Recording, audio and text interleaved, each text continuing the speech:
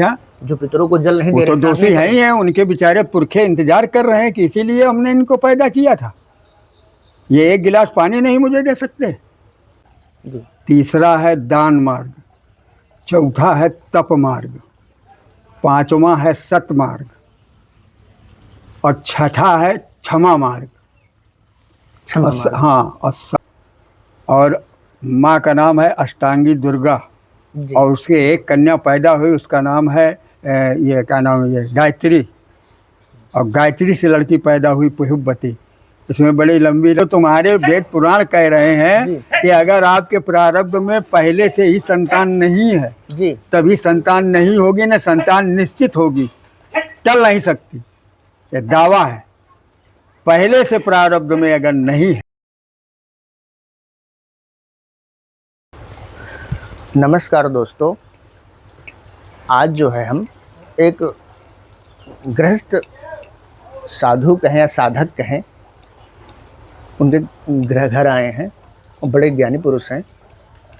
तो लोगों के बीच अनेक भ्रांतियां होती हैं संस्कारों को लेके, परंपराओं को लेके। उनके निवारणार्थ कुछ प्रश्न करेंगे। और अगर जिसे ज्ञान की पिपासा हो वो पहले चैनल को जरूर सब्सक्राइब कर ले, क्योंकि इसमें समय बर्बाद नहीं होता। देखो, सबसे संसार में सबसे कीमती कुछ है तो समय है। अगर आप मोबाइल पर समय बर्बाद करते हैं तो ऐसी वीडियो देख के अपने समय का सदुपयोग कर सकते हैं। अब आगे आप वीडियो देखें और कुछ प्राप्त करें। जी नमस्कार। नमस्कार। आपका शुभ नाम? मेरा नाम राम बाबू तिवारी। राम बाबू तिवारी जी। जी, आपके बारे में बहुत सुना है कि आपके ज्ञान के विषय में। जी। तो समाज में बहुत चीज़ें ऐसी हैं जिनके विषय में लोगों को अनेक भ्रांतियां होती हैं। जी। अनेक भ्रांतियां होती हैं, जैसे कि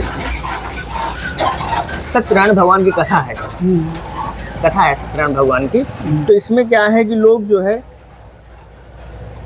अनेक टिप्पणी ये करते हैं कि जैसे सत्यनारायण भगवान की जो कथा होती है, जो कथा सुनाते हैं पंडित जी, वो कथा बताते हैं वो दूसरी कोई कथा है जो उन लोगों को सुनाई गई, जैसे लकड़हारा को सुनाई गई और कलावती लीलावती ने सुनी जो कथा, जो उनके विषय में कथा है। तो एक चरित्र सुना दिया गया है और मुख्य कथा पंडित जी सुनाते ही नहीं। इसका क्या रहस्य है? अब जहाँ तक अपना सोच और अभी तक जितनी हमने कथाएं सुनी जी, तो जो सुनाते हैं वही सुनी, दूसरी तो हमें सुनने को मिली नहीं। देखो जो बात जी, कोई कहता है कि पंडित जाता है तो पंडित प्रसाद नहीं लेता है, नहीं समझे। जी, और कोई कहता है कि नहीं वो कथा पूरी नहीं बताते, अधूरी करते हैं, नहीं समझे। जी, तो जैसे कोई चीज़ है और अगर अधूरी करता है उसका पाप का भागी तो वही पंडित ही है ना कि सुनने वाला है। हाँ, सुनने वाला नहीं, सुनने वाला तो नहीं है। नहीं, वो नहीं। जब उस परमात्मा ने इस प्रकृति को 8 प्रकार की बनाया है, 8 प्रकार। 8 प्रकार की। जी। जी, कौन?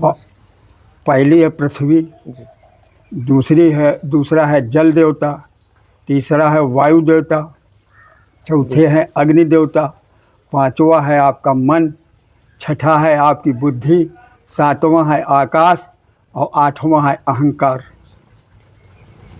ये 8 प्रकार की परा है। और आपका जो सनातन धर्म है, ठीक, इसके भी 8 मार्ग हैं। पहला मार्ग है यज्ञ मार्ग, दूसरा है अध्ययन मार्ग, तीसरा है दान मार्ग, चौथा है तप मार्ग, पांचवा है सत मार्ग और छठा है क्षमा मार्ग। हाँ, और सातवां है दया मार्ग और आठवां है अलोभन मार्ग। ये 8 प्रकार की तुम्हारी प्रकृति। इसी तरह से 8 प्रकार की प्रवृत्ति के लोग हैं, नहीं समझे भाई। हमने भी विद्वानों से सुना है, कोई हम शिक्षित तो है नहीं। और जो मैंने देखा है, पढ़ा है पुराणों में, सब जगह जो मिला है, जैसे आपके 18 महापुराणे हैं, तो आजकल के बहुत से ब्राह्मण 18 पुराण के नाम नहीं बता सकते, नहीं समझे। जबकि पूजा के टाइम में 18 पुराणों के नाम बहुत ज़रूरी होते हैं, लेना चाहिए नाम। होना चाहिए। इसी तरह से आपके ये 12 ज्योतिषलिंग हैं, है तो देसाई के अंदर, जी। बाहर तो है नहीं। इसी तरह से 5 महिलाएं हैं। अच्छा, मंदिर की बात चली रही है तो कुछ चीजें स्पष्ट कर दी जाए। जो आजकल समाज में बहुत कुछ चल रहा है, जी। लोगों ने कब्जा करके रखा मंदिरों में। अब तो सरकार ने भी कब्जा कर लिया है, आप समाचार सुन ही रहे हैं। तो ये बताइए, जो मंदिर में जो चीज चढ़ती है, जैसे फूल, फल या पैसे जो मूर्ति में चढ़ते हैं, जो दान पेटिका में जाते हैं, ठीक है जी। अब ट्रस्ट बना है तो गवर्नमेंट ही ले जाती है बड़े मंदिरों का, उनकी बातें छोड़ दी जाए तो शास्त्र के अनुसार कि जैसे मूर्ति पे जो धन चढ़ा, फल चढ़े, जो भी चढ़ा, और दान पेटिका में जो आया, ठीक है, और मंदिर के बाहर जो दान किया गया, यज्ञ कुछ हुआ, तो जी जरा स्पष्ट कर दीजिए कहाँ पर किसका अधिकार है। देखिए, जो मूर्ति के ऊपर पैसा चढ़े, प्रसाद चढ़े, फल फूल चढ़े, जो भी चढ़े, उसका अधिकारी माली होता है। मालिक होता है जी। ये शास्त्र में। जी। और जो पेटी, दान पेटी रखी है, उस दान पेटी में किसी भक्त ने जा कर के जो भी पैसा डाला, वो उस मठ का जो पुजारी है उसका अधिकार होता है। अधिकार ये है कि ताला खोलता है, उसको जो भी मंदिर ठीक कराना है, कहीं कुछ कराना है, कहीं यज्ञ करानी है या भंडारा कराना है, उसमें वो पैसा उसमें खर्च करता है। और पहले के जो बड़े बुजुर्ग थे, तो जब भी मंदिर वगैरह बनवाते तो उसमें साथ में ज़मीन भी दान कर देते, लगा देते थे दान में। जी। दान में लगा देते थे, किस लिए? कि इनकी सेवा करेगा तो क्या भूखों मरेगा। अगर पुजारी रहेगा और अगर वो बोई जोती जाएगी, गल्ला तैयार होगा, तो पुजारी का पेट भी पलता रहेगा और इधर भगवान की पूजा भी होती रहेगी। पहले के लोग ऐसे महान थे। जी जी। बहुत मंदिरों में जमीनें लगी, बहुत मंदिरों में जमीनें लगी और अब भी लगी हैं। लेकिन वो बाहुबलियों के बस में जा कर के उसमें एक भी पैसा खर्च नहीं करना, खाली उसको खाना सीख लिया, जबकि खाना नहीं चाहिए। जो नियम है, खाना नहीं चाहिए। एक वो महान पुरुष थे जिसने मंदिर बनवा दिया, और एक वो कैसे हैं कि और ज़मीन भी लगा दी, और ये वो कैसे हैं कि उसी ज़मीन का हड़पन कर रहे हैं। पुजारी तो पुजारी है, मैया एक दिन देखनो नहीं जाता कि नहीं का हो रहा है, का नहीं हो रहा है, बात समझो। तो सवाल इस चीज़ का है, ये सब गूढ़ चीज़ें हैं। किसी पे कोई भी व्यक्ति टिप्पणी नहीं करनी चाहिए, टिप टापी, कि जैसे वो फलान है या किसी के मजहब की टिप्पणी करे, नहीं करनी चाहिए। बहुत बड़ा दोष है। हाँ, आपकी मजहब की अगर कोई टिप्पणी करता है, आप तुरंत समझ लीजिए कि बहुत बड़ा मूर्ख है। बिल्कुल। और आपको तो अपने, जब विद्वान है और जानिबकार है, तो आपको तो वैसे भी नहीं करना चाहिए, क्योंकि आप जानते हैं ना, तो आपको ज़्यादा पाप लगेगा। अच्छा, कुछ और प्रश्न है जो समाज में लोगों तक पहुँचे। जैसे हमारे पास धन है, कोई भी मंदिर बना देता है जी, और बाद में मंदिर बना के छोड़ देता है, इसका कोई दोष लगता है? धन है, कोई भी बना सकता है, तो क्या मंदिर बना देना ही, केवल बना देने से ही पुण्य की प्राप्ति हो जाती? देखिए, उसकी जो श्रद्धा थी, श्रद्धा के भाव से उसने तो उस मंदिर का निर्माण कर दिया। और मंदिर का निर्माण किया, क्या वो ये जानता है कि आज हमने बनाया, कल हम खत्म हो जाएंगे? नहीं खत्म हुआ है वो। एक सेकंड, ये तो जानता नहीं जी। और मंदिर कोई एक दिन के लिए बनता नहीं, एक दिन के लिए नहीं बनता। अच्छा, मंदिर का निर्माण मामूली थोड़ी, और ये जान करके बनाता है कि इससे नाम ये हुआ कि फला ने मंदिर बनवाया, वो मर के भी चला गया, उसका नाम फिर भी अमर रहता है, पीढ़ी 2 पीढ़ी 4 पीढ़ी जब तक रहे। कुछ लोग अपने नाम अंकित करा देते, कुछ लोग नहीं कराते, होशियार लोग, कि हमने जो कर दिया, ये बवाल नहीं पालना, नहीं समझो कि हम नाम का अपन बड़ा भारी रोशन करी, ऐसा कुछ भी नहीं है। रहा सवाल अब ये मंदिर का, अब वो पूजा पाठ करने वाले जो पुजारी आते हैं, अपना पूजा किया जी। और बहुत से दर्शक लोग जाते, पूजा बहुत से लोग करते हैं। क्या पूजा खाली संतई महात्मा थोड़ी करता है, बहुत से लोग करते, गृहस्थ वाले भी पूजा करते हैं, घर की स्त्रियाँ भी पूजा करने जाती हैं, ऐसी बात नहीं है। लेकिन उनकी श्रद्धा उनको लेके जाती, वहाँ मिलता क्या है उनको? एक शांति मिलती है। मंदिर में जाने से आपको सबसे बड़ी शांति मिलेगी। और जो याचक बन के जाता है, याचक जी कि हमका हे भगवान यो मिल जाए, तो याचक पहले बन गया तो भगवान तो देख ही रहेंगे, तो पहले ही मांगी रहा ठाड़े, नहीं समझो?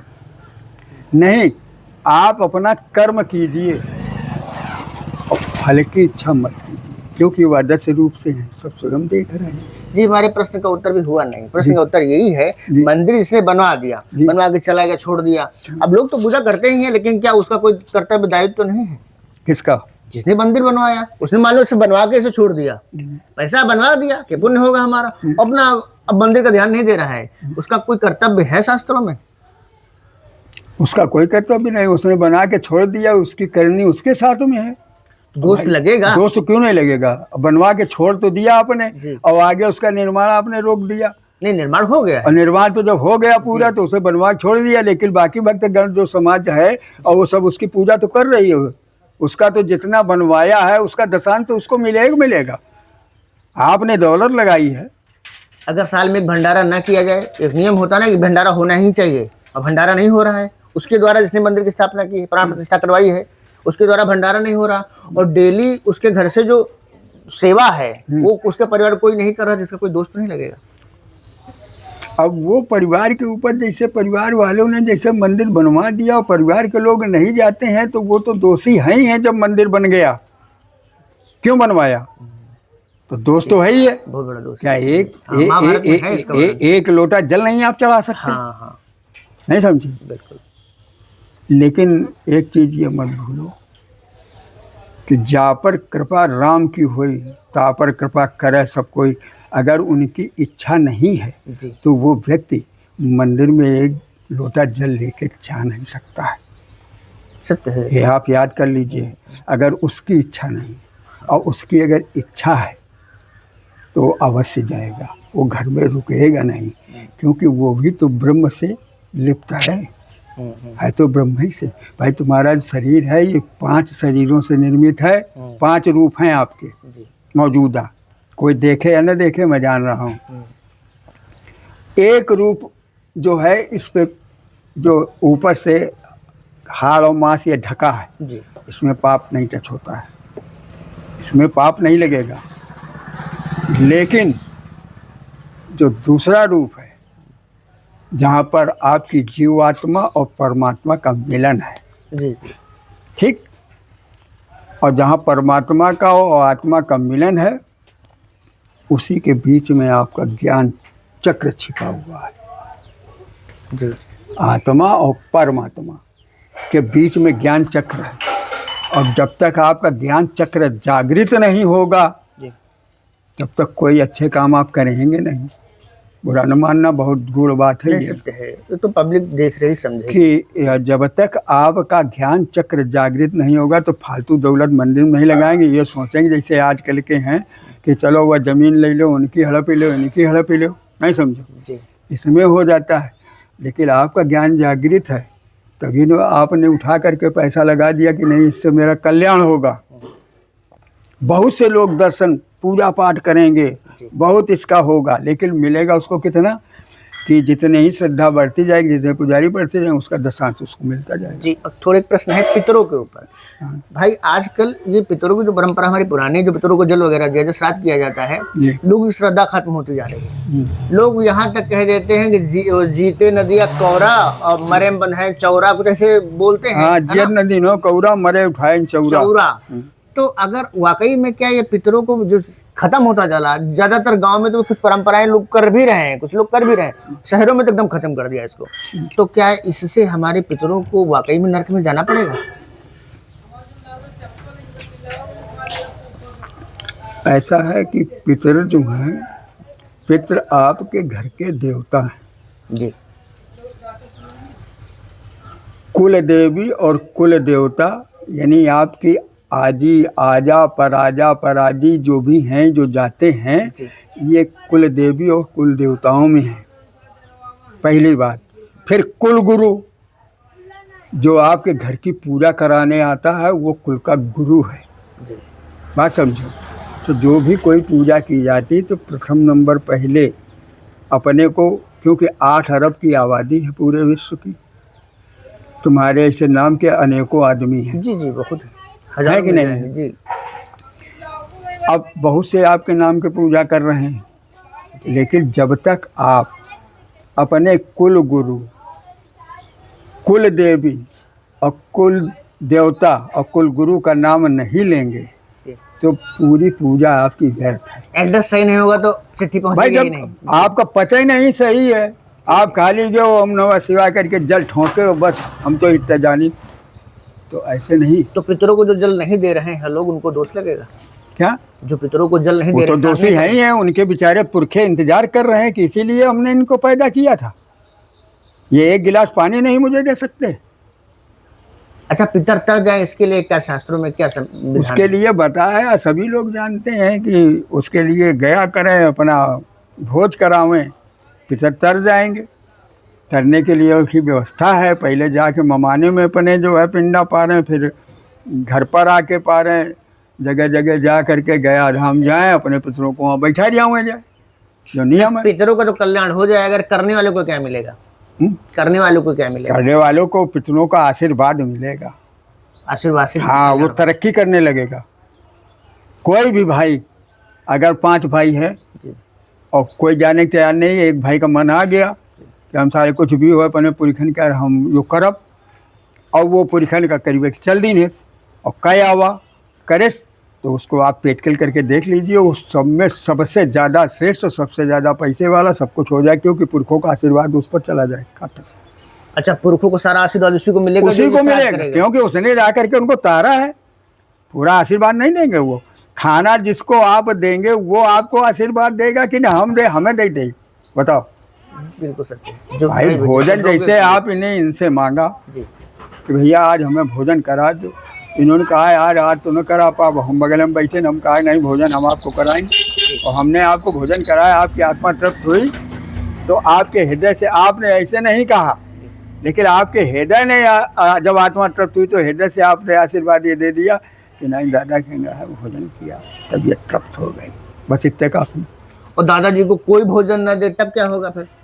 अरे कोई न दे, कुछ न दे तो क्या कर लोगे, तो चले ही गए तुम्हारा क्या सब। पितृदोष भी लगता है क्या? हाँ निश्चित लगेगा, पितृदोष उस घर पे चलेगा। कभी कभी किसी को संतान नहीं होती है, कभी कभी उनके परिवार में सब लोग बीमारी में रहते हैं। संतान नहीं होती का मतलब है प्रारब्ध।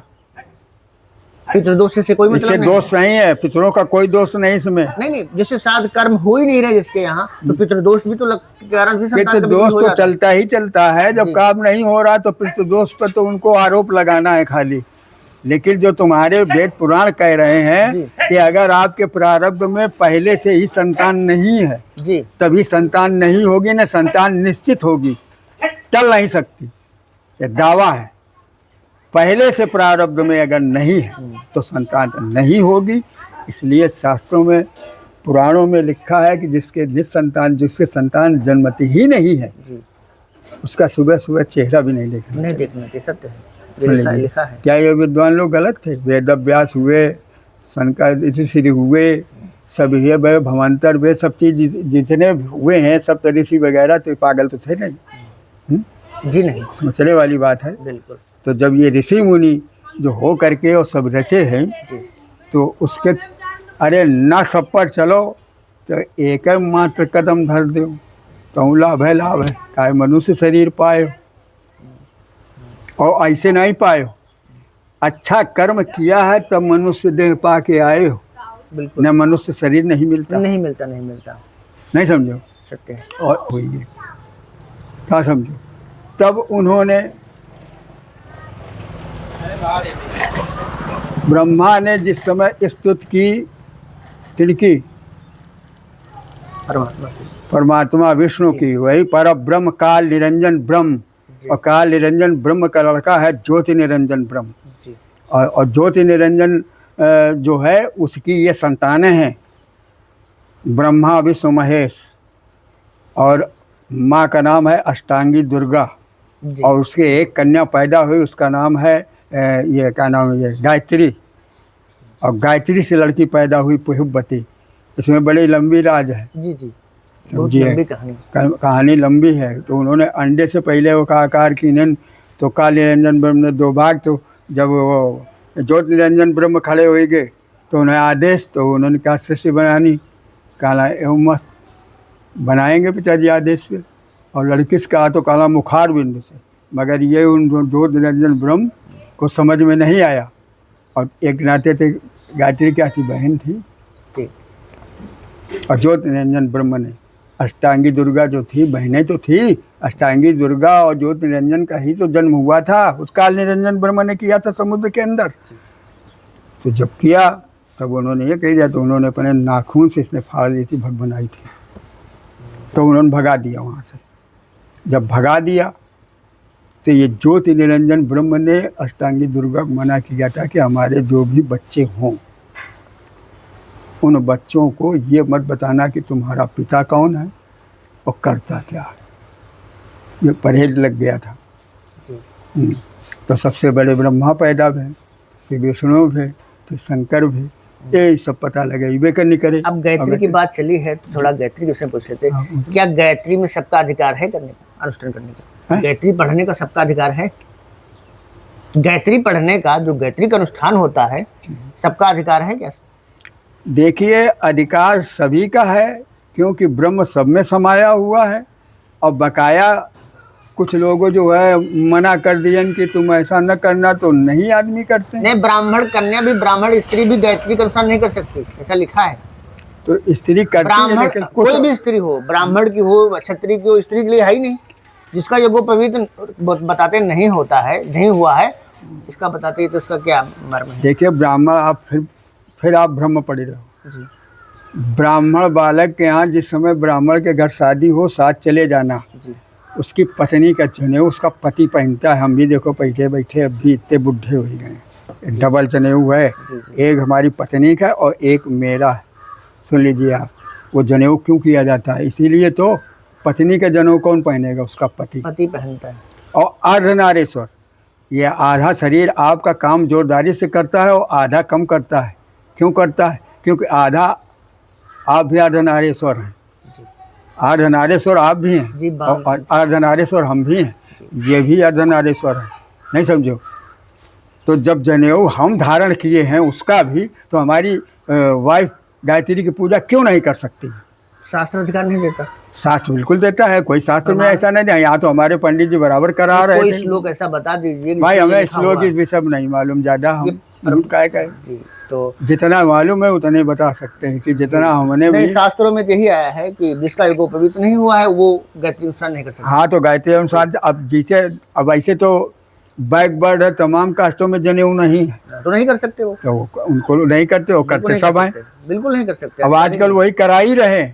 तो पाप हुआ ना। और पाप कहे चाहे पुण्य करे, वो बढ़ी रहे, पैसा रुपया सब का होते। तो भाग्य के अधीन है। पहले के सत्कर्म है, भोग रहे हैं, और उसके बाद जो पाप करें भोगेंगे। उसके विषय में ऐसा कुछ नहीं है। पाप के मतलब नहीं, उनका अगर ज्ञान जागृत न हो जी, तो मंदिर क्या करने जाए? बिल्कुल। आपका अगर ज्ञान जागृत नहीं है, श्रद्धा नहीं है, भावनाएं नहीं बनी है, तो आप मंदिर जा क्या करेंगे?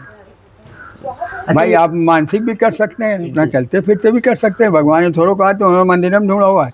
तुम्हारे अंदर तो बैठे हैं, तुम्हारे शत्रु भी तुम्हारे अंदर बैठे हैं। काम, क्रोध, मद, लोभ, ये अहंकार, ये सब क्या है? यही तो शत्रु है। कोई शत्रु है किसी का? नहीं, कोई नहीं। अब क्रोध ज्यादा हो गया। अब देखो, रात में ड्राइवर लड़ गए, एक ड्राइवर मर गया, ओके चाकू पेल दिए, मार डाले दादा मऊ के पास, बीघापुर के थी। तो ये क्या हुआ? क्रोध बस हुआ ना। और वो तो मर गया, और ये जब जेल जाएंगे तो ये ऐसे है मरी गए, दोनों परिवार बर्बाद हुए। अच्छा, कुछ और पूछेंगे, ये पूछेंगे कि ये बताइए, जो गृहस्थ प्राणी है, जो गृहस्थ है, उसके पास समय नहीं है, ज्यादातर गृहस्थ की तरह लिप्त है, किसी चीज का, कोई किसी प्रकार का सत्कर्म करने के लिए उसके पास टाइम मिलता नहीं, बहुत व्यस्त है, निकाल भी सकते हैं, तो कोई ऐसा अनुष्ठान या कोई ऐसा मार्ग बता दीजिए जिससे उसका कल्याण हो जाए। कोई ऐसा हमारे शास्त्र में? अब जब उसके पास समय नहीं तो उसका बताए फायदा। छोटा मार्ग कोई बता दीजिए। अरे छोटा क्या है? तो फिर अब जैसे हमने बता भी दिया जी, जैसे हमने बताया कि आप जो है एक मंत्र ले करके और इसका आप मानसिक जाप कीजिए, नहीं समझो तो करेंगे, लेकिन वो तो फैला रहेगा ना, तो फैला रहेगा। और जब तक आप किसी चीज़ का पुरुषचरण नहीं करेंगे, यानी बैंक में गए आप 1 लाख रुपया लेके उधर दो जब मैनेजर सामने कि हमारा पैसा डाल दो, कि ये पहले खाता खुलाओ। बहुत सुंदर बात है, पुरुष चरण की बात आई है, तो पुरुष चरण के विषय में जानेंगे हम। पुरुष चरण क्या है? पुरुष चरण है जैसे कि खाता, मतलब जैसे कोई चीज़ है, तुम खेत बोने गए जी और फसल काटी जाके सब किया, जी तो जैसे किसान है जब जोतता है तब तो वो ब्रह्मा का काम करता है, जी और जब उसको सींचता है गोड़ता वगैरह तो विष्णु का काम करता है। जी और फिर वही, और अगर रक्षा के टाइम में अगर किसी भैंस चली गई तो उसके 2 लट्ठों मार गई तो, जी। और वही के बाद वहाँ जब फसल जब पाक जाती है तो लई लठ, वो लई अपने हाथे हंसिया और तुरसे काट डर। तो तीनों चीज़ हैं ही जी। हैं, और तीनों गुण से तुम्हारी सृष्टि है, जी सतोगुण रजोगुण तमोगुण, जी तो तीनों गुणों ही से तो है परिपूर्ण। जी। बात समझ रहे हो? तो जो इस तरीके की चीजें हैं, नहीं नहीं, पुरुष चरण का मतलब हमने पूछा। पुरुष चरण का मतलब खाता खोलना ईश्वर का। ईश्वर का खाता खोलना है। हाँ, ईश्वर का डायरेक्ट खाता तभी खुलेगा आप जैसे तमाम घूमें, कुछ नहीं होगा, आप राम राम करते घूमिए, जी जपते रहिए, वो फैला है, फैला है। आपकी रक्षा करेगा, जी दूर से करेगा, लेकिन वो बटा है, बताए। क्योंकि अभी एकत्रित नहीं है। वही हमने बता रहे थे कि जब तक खलिहान में सब फसल काट के नहीं लाए और घर में कूट मार के नहीं रख दी, तब तक तो तुम्हारी बिथेरी पड़ी है, और पानी ही गिर जाए। तो खाता खोलने के क्या नियम है? खाता खोलने के नियम बता तो दिए इनको। खाता खोल, अगर जिसे खोलना है तो वो पुरुषण करे, देसी घी का दिया चलेगा, कलश रखा जाएगा। नहीं, इसका पूरा देखो, लोग सुन रहे हैं आपकी बात, हजारों लोग सुनेंगे जी तो इसमें पुरुष चरण के जो नियम होते हैं, इसका क्या नियम है, इसको कैसे करना चाहिए, जरा बताने की हाँ, कोशिश तो वही हम बता रहे हैं आपको। पुरुषण करने का नियम ये है कि आप दिन अपना रख लें कि हमें इतने दिन में 1.25 लाख जाप कर ले जाएंगे। हम समय दे सकते हैं या नहीं समझो, ये अपने ऊपर डिपेंड है। आप पुरुष चढ़ करने के लिए तैयारी कर दी, कोई लोग 21 रोज में करते हैं, जी। कोई 11 दिन में कर देते हैं, कोई जल्दी कोई और कोई मतलब अपने अपने।